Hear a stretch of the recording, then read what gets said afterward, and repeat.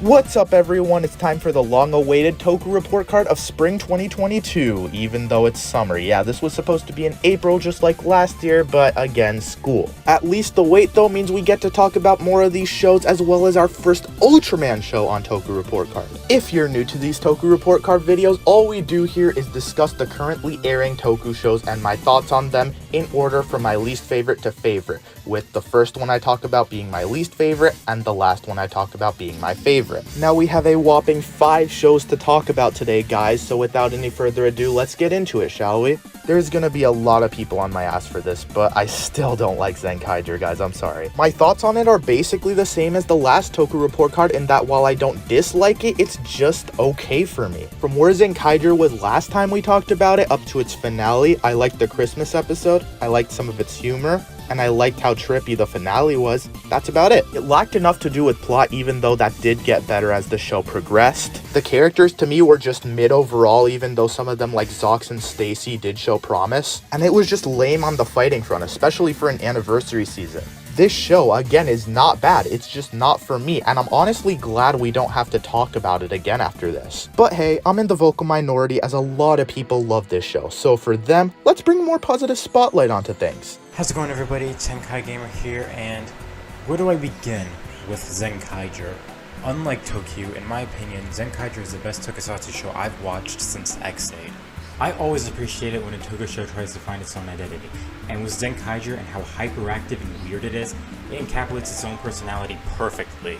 From all the characters being charismatic and likable, to the sex being beautiful and paying homage to past Sentai, it's easily going to stand as one of my favorite Sentai of all time. Next up to talk about, we have Power Rangers Dino Fury. Now for the sake of both this video and the next video, I'm only going to be discussing the first half of the second season of Dino Fury, i.e. what is on Netflix in America right now. Now my thoughts on these 11 new episodes is that I like them. The show continues to be as consistent as it had been with the first season, but I'm not necessarily all about that. Just like the first season, it's good, but very neutrally good because it lacks a lot of flavor. I do like our main cast of heroes and the ideas behind them, but they lack the proper depth that's needed. Whether it was Zeta learning to trust Void Knight, Ollie realizing his cockiness, Javi conflicting with his father, they were all solved in ways that were quick and didn't really explore their characters at all. And another thing I don't like is we're still holding on to some of the Neo Saban cringe. What the hell? I think that while there's a base likability to Dino Fury at its core, I think Power Rangers continues to be trapped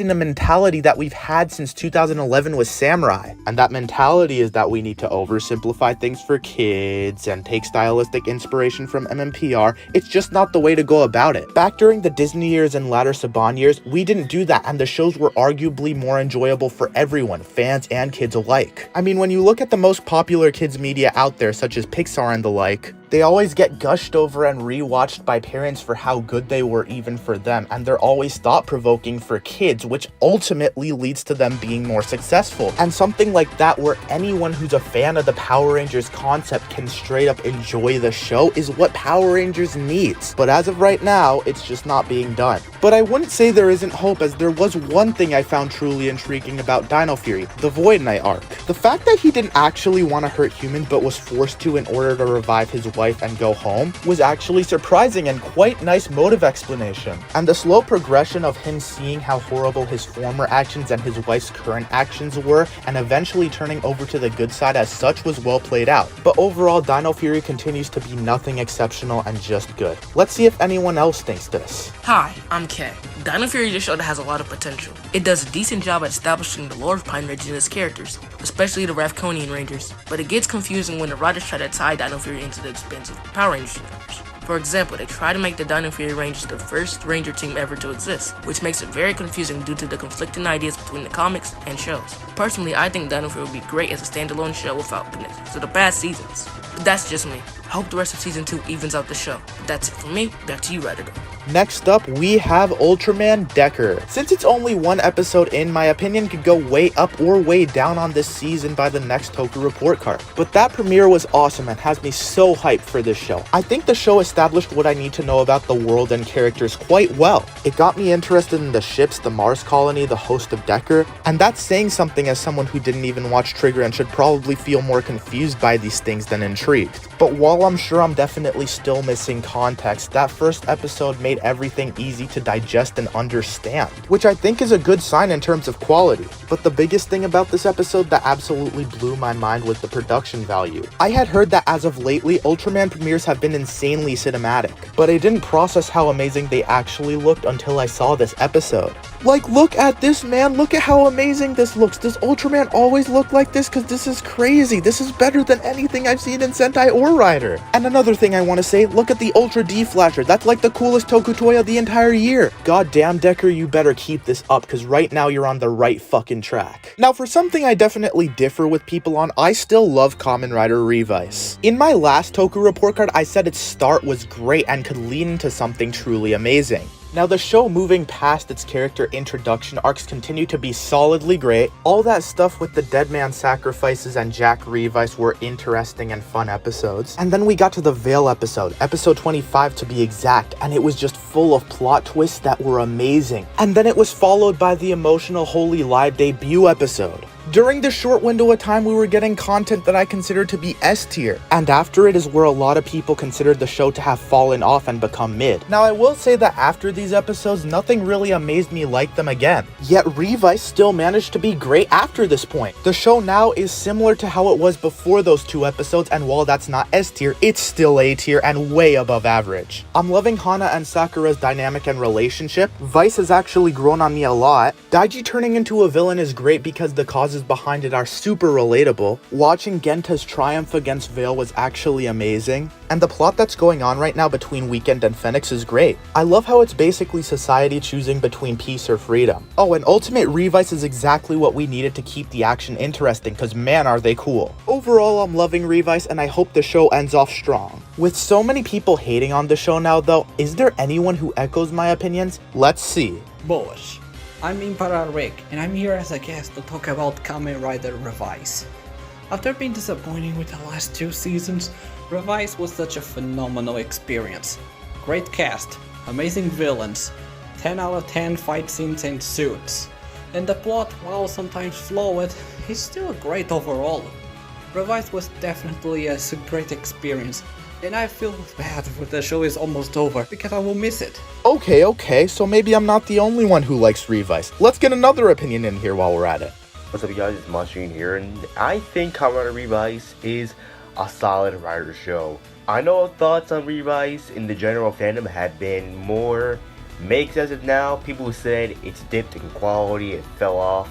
Personally, I don't really agree with that take, especially because these are the same people that like Geo. That's where I'm coming for you Geo fans, but for real, I think Revice has remained solid. And the only episodes of Revice I actually don't like were the episodes with Vice's actor kind of being a normal human. Those episodes weren't that fun because I know the context of Vice's actor and what he did, you know, but other than that, the show has remained pretty good. I guess the only criticism I would give Revice are the suits. I think the suits are kind of bad. But overall, I think Revice is a solid rider series.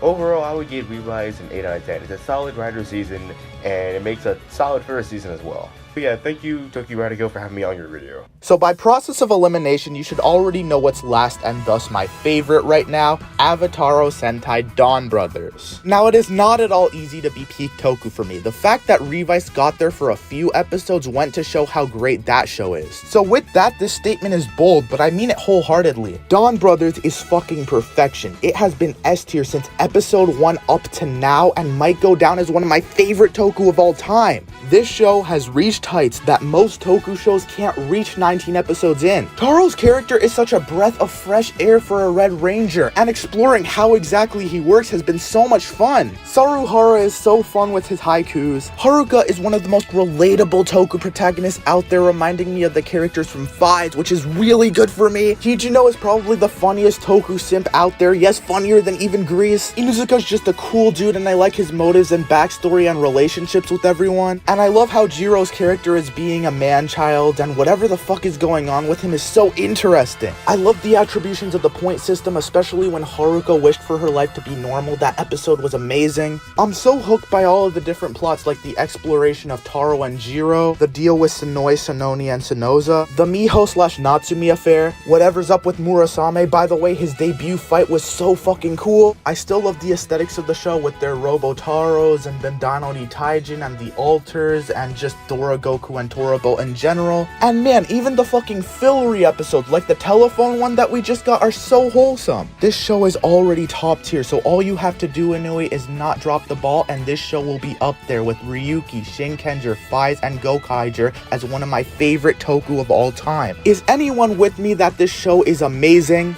What can I say about Don Brothers? From the team's diverse silhouettes to the format of the show itself, it is certainly a unique Sentai and is very enjoyable. There is also a sense of mystery in the series as to why things happen, as well as the sense of impending doom with some characters. What I also really like is that Haruka, Oni's sister, acts as the audience surrogate right off the bat, with the first episode being focused on her becoming a Donborough. One other thing that I find interesting is that nobody in the show questions the odd things that happen, such as Tara's personality change when he becomes Don Momotaro. I look forward to what the show has in store for us. And that wraps up another Toku report card. I hope you guys liked this one. As you guys saw, I switched it up a little bit by having guest stars come in to chime in with their own opinions. Big shout out to all of my friends who agreed to be in this video. You guys rock. But yeah, I'm overwhelmingly happy with the state of Toku right now, and I hope it continues. With that said, see you guys in the next video. Bye!